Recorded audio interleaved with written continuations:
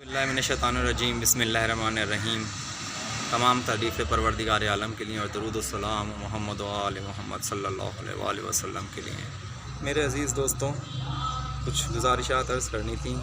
कि पिछले दिनों से ख़ुसूसी तौर पे सोशल मीडिया पर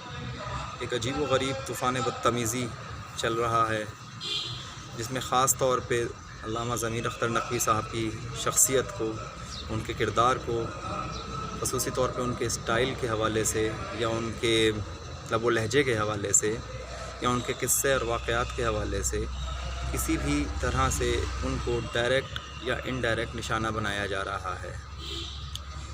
और ये एक मजाक की हैसियत नहीं रखता, ये अब बदतमीज़ी की हैसियत इख्तियार कर गया है। आप देखते हैं कि कभी तारिक जमील साहब का बहुत ज़्यादा मजाक बनाया जाता है किसी छोटी सी बात को उनकी लेकर, जबकि बात बज़ाहिर इतनी गलत नहीं है, या इलियास कादरी साहब का या किसी दूसरे आलिम दीन का, चाहे वो किसी भी नज़रिए से वक्ती तौर पे कोई गलत बात ही पेश कर दी हो या कोई गलत बात को या किसी बात को गलत रंग में पेश कर दिया हो, उसको एक गलत रंग ढंग से पेश किया जाता है। और उसके बाद हमारे अवामुन्नास, ख़ास तौर पे मैं इन दोस्तों से गुजारिश करूँगा जो फ़ेसबुक पेजेस चला रहे हैं या दूसरे सोशल मीडिया हाउसेस में अपनी ड्यूटीज़ अंजाम दे रहे हैं, तो इसको बहुत नेगेटिवली लेते हैं। ख़ुसूसी तौर पे मैं बात कर रहा हूँ अल्लामा ज़मीर अख्तर नक़वी साहब के हवाले से कि इनकी खिदमात तकरीबन 3 नस्लों के ऊपर हैं। और इसमें अच्छी बात यह है कि मैं ख़ुद इनके ही फ़िक़े से ताल्लुक़ रखता हूँ, तो इसलिए मैं ख़ुसूसी तौर पे मुझे ख़ुद ज़ाती तौर पे ये तकलीफ़ होती है कि जब दूसरे अपने भी, यानी कि गैर तो गैर अपने भी इनके कुछ मामलात को लेकर या इनके स्टाइल को लेकर या इनके इल्मी किसी बात को लेकर इस कदर मजाक बनाते हैं कि मजाक नहीं, एक बदतमीज़ी की शक्ल इख्तियार कर गया है। मैं आपको मिसाल के तौर पे सिर्फ़ एक नाम लेकर एक बात कह रहा हूँ कि लड्डन जाफ़री का एक तस्करा अभी कुछ दिनों पहले वाक़या सुनाया जो लड्डन जाफ़री या उनकी वालदा के हवाले से था। अच्छा, इसके अंदर मैं आपको फिर ये एक बात क्लियर कर दूं कि इसमें अगर लड्डन जाफ़री का मामला ज़मीर अख्तर साहब सुनाते हैं तो वो किसी एक शख्सी नौइयत का वाक़या है, वो कोई हदीस या कोई आयात या कोई इस तरह का तारीख़ी वाक़या नहीं है कि जिसकी उनको बार बार सफाई देनी पड़े या उनसे आप बार बार इसके ऊपर जिरह करें, बहस करें या एक बेकार से प्रोग्रामों में उनकी अपने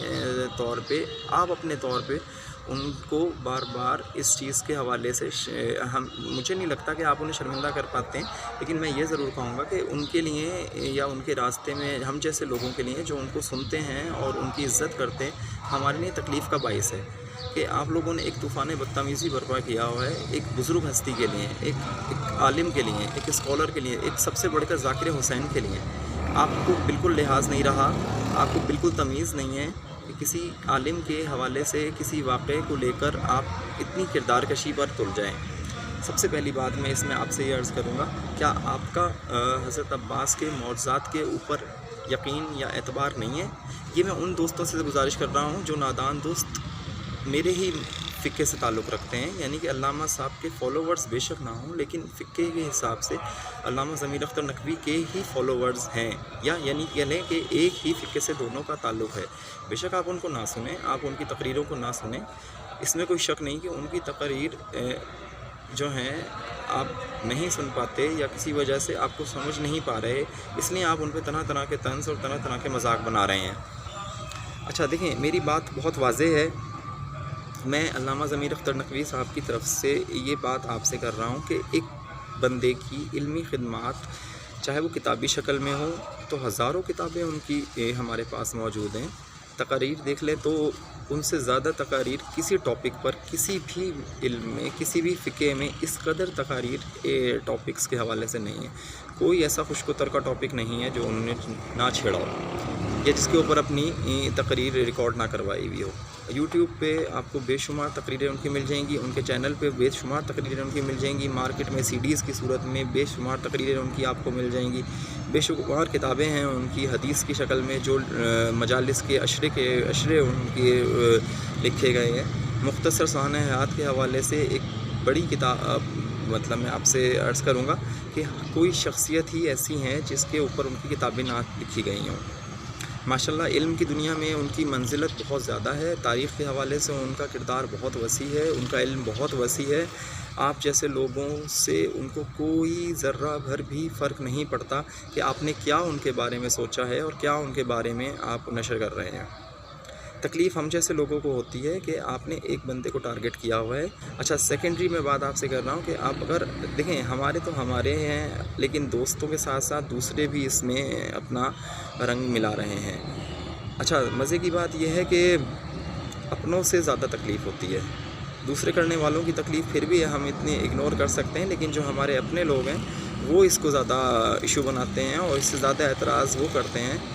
میں ابھی آگے آنے والے ایک دو پروگراموں کے حوالے سے ایک دو کلپ اور اپلوڈ کروں گا، جس میں ان کی اوپر جامع سبتین میں حملے کے حوالے سے یا انچولی بارگاہ میں ان کو مجلس پڑھنے سے روکنے کے حوالے سے، یا جیسے کہ میں نے آپ کو بتایا کہ حدیث قصہ کے معاملے پہ بہت سی چیزوں پہ ان کو نشانہ کیا گیا ہے، بہت سی چیزوں پہ ان کو ٹارگٹ کیا گیا ہے۔ یہ قطعاً صحیح نہیں ہے، یہ ہماری ملت کے حوالے سے قطعاً صحیح نہیں ہے۔ آپ سے میں گزارش کروں گا کہ اس طرح کے کوئی تقریریں میں کوئی حصہ نہ لیجیے، ذمہ داری کو سمجھیں کہ علم کے حوالے سے اس قدر نہ گر جائیں کہ کسی کی حیثیت کو آپ مٹانے کی کوشش کریں۔ اللہ تعالیٰ ہرگز یہ چیز پسند نہیں کرے گا کہ ایک ذاکر حسین کے لیے آپ مسلسل ان کو تنقید کا نشانہ بنائے ہوئے ہیں۔ اور خاص طور پہ میں آپ کو پھر ایک بات کہہ دوں کہ یہ آپ ذاکر حسین کا مذاق اڑا رہے ہیں۔ آپ ان کی تقریر کے حوالے سے کیا آپ نے اس واقعے میں جو لڈن جعفری کے حوالے سے ہوا، کیا اس میں آپ کو خود سے یہ شرم نہیں آ رہی کہ لڈن جعفری کا واقعہ اگر وہ درست صحیح نہیں بھی ہے تو وہ تو انہوں نے کسی کا واقعہ کوڈ کیا ہے۔ اچھا میرا یقین اور میرا ایمان ہے کہ حضرت عباس علمدار پتھروں میں جان ڈال سکتے ہیں۔ کیا آپ نے ان کے علم مبارک پہ لوگوں کو بندھے ہوئے نہیں دیکھا؟ کیا بیماروں کو ادھر سے شفا حاصل کرتے ہوئے آپ نے نہیں دیکھا؟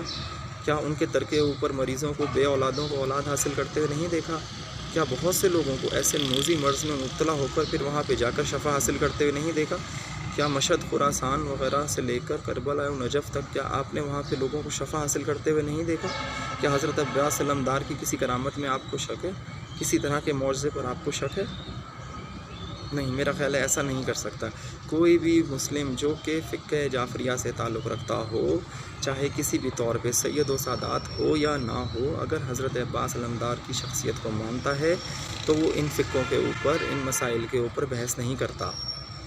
میرا یقین ہے، میرا اعتماد ہے کہ حضرت عباس علمدار مردوں کو زندہ کر سکتے ہیں،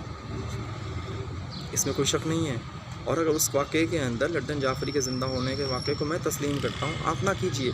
آپ نہ مانیں کہ وہ نہیں کر سکتے یا انہوں نے نہیں کیا، نعوذ باللہ، آپ اپنے طور پہ جو بھی سوچ سکتے ہیں سوچئے، لیکن آپ اس عوام کے دل پہ جو ان کو سنتی ہے، حضرت عباس سے ان کا تمسک ہے، ان کے خلاف کوئی ایسی بات نہ کیجیے۔ برائے مہربانی میں آپ لوگوں سے گزارش کر رہا ہوں کہ میری بات سمجھیں، اس کو نیگیٹو نہ لیجیے۔ کسی بھی عالم دین کا آپ مذاق اڑائیں گے وہ آپ کے لیے مشکل پیدا ہو جائے گی۔ آپ سے محترمانہ گزارش ہے کہ اب اس کے اندر غیر تو غیر ہیں، اپنے جو ہیں ان سے گزارش ہے کہ آپ لوگ ایسا نہ کریں ہرگز کہ ایک عالم دین کا مذاق اڑا رہے ہوں اور جس سے آپ کو خود کچھ نہ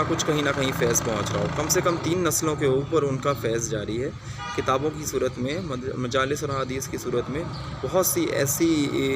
اوکیشنز آتے ہیں، بہت سے ایسے ٹائم کے حوالے سے کہ جن میں مجالس کو زندہ رکھے ہوئے ہیں۔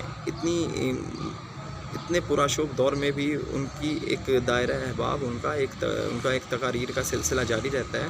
اس میں آپ خلل نہ ڈالیں اور اپنے آپ کو اس گناہ کبیرہ سے بچائیں جو آپ لوگ ان کے ساتھ کر رہے ہیں۔ جزاک اللہ، اپنا خیال رکھیے گا، مجھے اجازت دیجیے، شکریہ، خدا حافظ۔